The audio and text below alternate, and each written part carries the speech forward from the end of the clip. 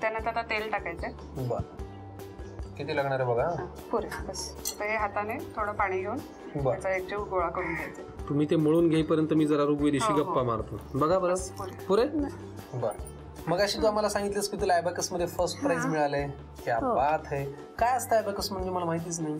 ते एक इन्स्ट्रुमेंट असतं, त्याच्यामध्ये बीड्स असतात. बरं, त्याच्याने आपण ॲडिशन, सबट्रॅक्शन, मल्टिप्लिकेशन आणि डिव्हिजन सगळं करू शकतो. बरं, म्हणजे बेरीज, वजाबाकी, गुणाकार, भागाकार सगळं करू शकतो.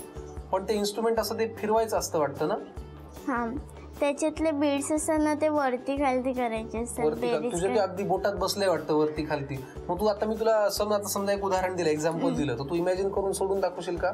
आपण एक तुला उदाहरण देऊया. For example 32 + 50 82. असं कसं? नवीन पद्धत, नवीन टेक्निक, हे की नाही? वा, फारच भारी. आता काय करायचं? आपलं झालेलं आहे.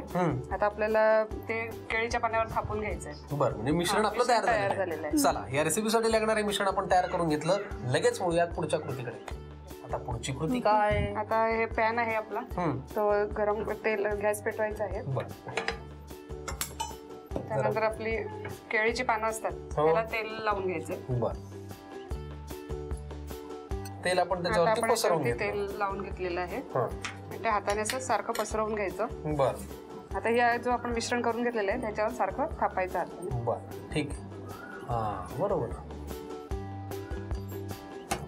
तर रेसिपी पूर्ण होत आलेली आहे. हो, झालं. त्याच्यावरती परत केळीची पानं ठेवायची. बरं, झाकण झाकण ठेवायचं. किती वेळ लागेल याला वाफवून? साधारण म्हणजे 15 मिनिटं एका बाजूने, आणि मग परत ती उलट करायची, दोन्ही बाजूने करायचं, भाजून घ्यायची दोन्ही बाजूने. आता हे 15 मिनिटांनंतर तयार होईलच, बरोबर? मग दुसऱ्या बाजूने शेकून. ठीक आहे, हे सगळं आम्ही करून घेतो. ते प्लेटमध्ये सर्व करतो.